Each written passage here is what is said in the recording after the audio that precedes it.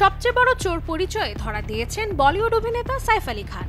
বাস্তবে নয়, এমনটা দেখা যাবে সিনেমার গল্পে, যে ছবির শিরোনাম Jewel thief the highest begin.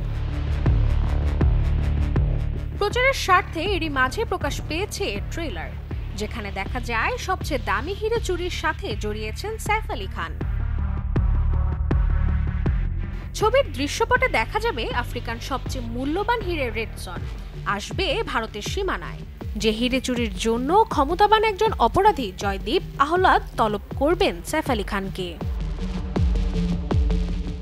চিত্রনাট্যের মারপেঁচে দেখা যাবে 500 কোটির হীরের ভাগবাটোরা নিয়ে দ্বন্দ্বে জড়াবেন সাইফ ও জয়দীপ।